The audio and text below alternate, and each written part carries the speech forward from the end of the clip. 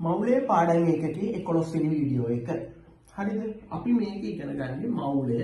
ඔන්න දැන් තමයි පාඩමේ මාතෘකාව හරියට ඉගෙන ගන්නේ. මවුලය.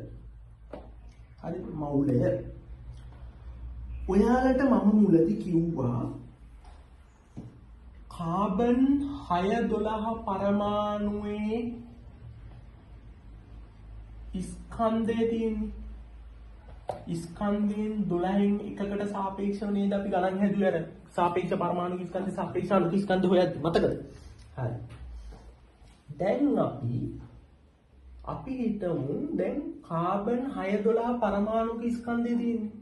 කාබන් 612 පරමාණු 12න් එක නෙමෙයි. හරිද? මේ අපි ඉගෙන ගන්නේ මවුලය කියන සංකල්පය. මවුලය කාබන් 612 පරමාණුක ස්කන්ධය තියෙන්නේ.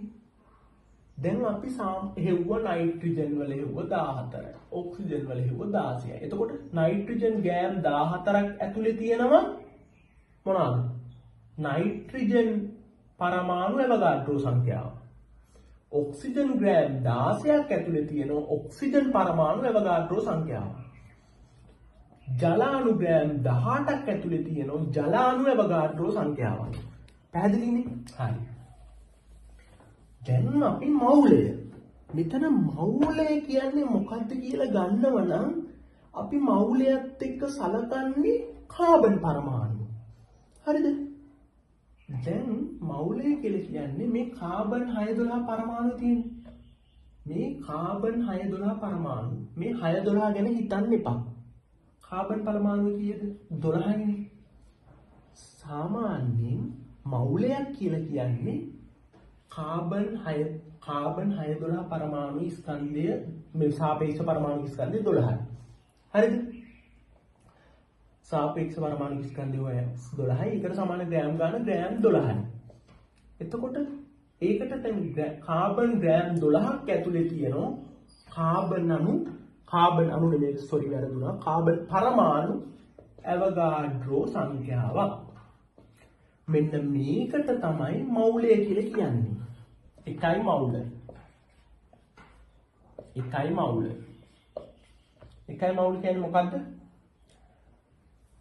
කාබන් 612 සමස්ථානික පරමාණුවේ ස්කන්ධය තියෙන්නේ.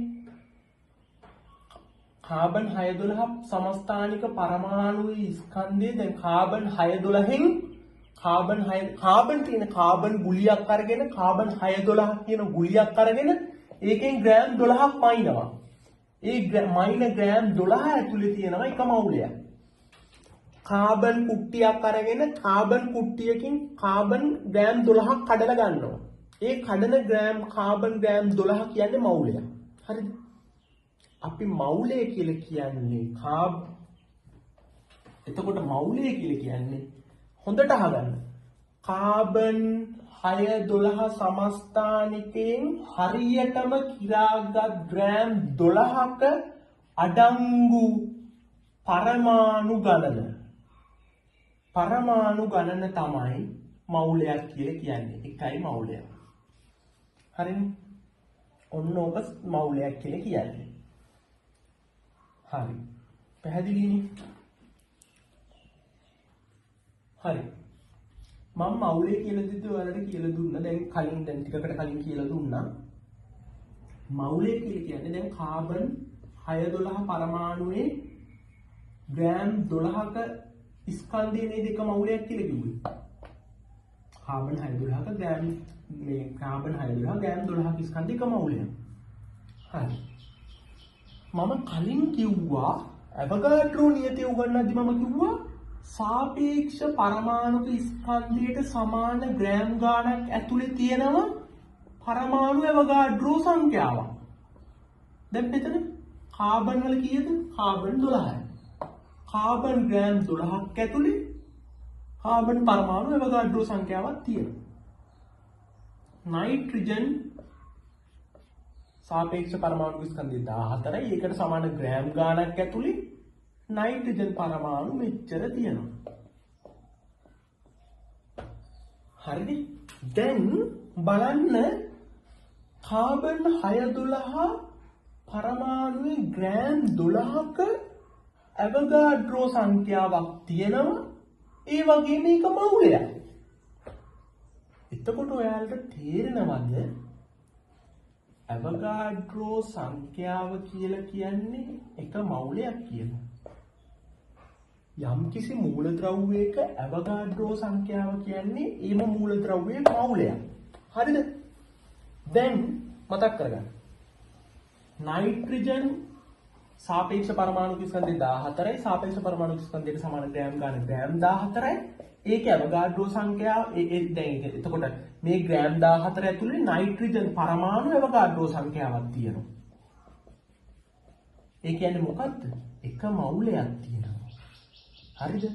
එතකොට අපි මේකෙන් ඔළුවට ගන්න ඕනේ තමයි එළුවට ගන්න ඕන දේ තමයි යම් කිසි මූලද්‍රව්‍යයක හෝ අණුවක මූලද්‍රව්‍ය කාබන්, නයිට්‍රජන්, ඔක්සිජන්, හයිඩ්‍රජන්. හරිද? අණු ජලය, කාබන් ඩයොක්සයිඩ්, සල්ෆර් ඩයොක්සයිඩ් ඕවා. හරිද? ඕනෑම මූලද්‍රව්‍ය පරමාණුක හෝ අණුවක සාපේක්ෂ පරමාණුක ස්කන්ධය. පරමාණු නම් සාපේක්ෂ පරමාණුක ස්කන්ධය. අණු නම් සාපේක්ෂ අණුක ස්කන්ධය. මේ දෙක එක්ක සාපේක්ෂ අණුක ස්කන්ධයට සමාන ග්‍රෑම් ගන්න. කාබන් නම් ග්‍රෑම් 12යි. නයිට්‍රජන් නම් ග්‍රෑම් 14යි. ඔක්සිජන් නම් ග්‍රෑම් 16යි. ග්‍රෑම් 16යි. හරිද? ජලය නම් हाइड्रोजन දෙකයි ඔක්සිජන් එකයි ග්‍රෑම් 18යි. කාබන් ඩයොක්සයිඩ් නම් කාබන් එකයි ඔක්සිජන් දෙකයි. හරිද? 44යි. ඕනෙම පරමාණුක හෝ අණුවක සාපේක්ෂ පරමාණුක ස්කන්ධයට සමාන ග්‍රෑම් ගාණක් තුල හෝ අණුවක නම් සාපේක්ෂ අණුක ස්කන්ධයට සමාන ග්‍රෑම් ගාණක් තුල පරමාණු නම් පරමාණු ඇවගාඩ්‍රෝ සංඛ්‍යාවක් තියෙනවා අණු නම් අණු ඇවගාඩ්‍රෝ සංඛ්‍යාවක් තියෙනවා. හරිද? දැන් බලන්න එතකොට කාබන් නම් කාබන් ග්‍රෑම් 12ක් ඇතුලේ කාබන් පරමාණු ඇවගාඩ්‍රෝ සංඛ්‍යාවක් තියෙනවනේ. ඒ කියන්නේ කාබන් ග්‍රෑම් 12ක් ඇතුලේ කාබන් එක මවුලයක් තියෙනවා. නයිට්‍රජන් ග්‍රෑම් 14ක් ඇතුලේ නයිට්‍රජන් එක මවුලයක් තියෙනවා. ජලය ග්‍රෑම් 18ක් ඇතුලේ ජල මවුල එකක් තියෙනවා. හරිද? හරි. සරලවම ඔළුවට ගන්න ඕන දේ තමයි සාපේක්ෂ පරමාණුක ස්කන්ධයට හෝ සාපේක්ෂ අණුක ස්කන්ධයට සමාන ග්‍රෑම් ගණනක් තුල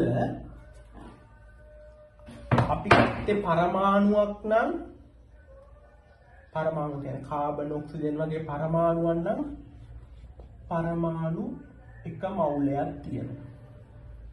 ගත්තේ අණු නම් අණු එක මවුලයක් තියෙනවා. එහෙම වෙන්නේ ඇයි?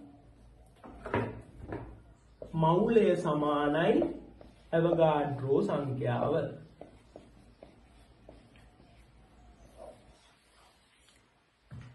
හරිද? පැහැදිලිද? හරි.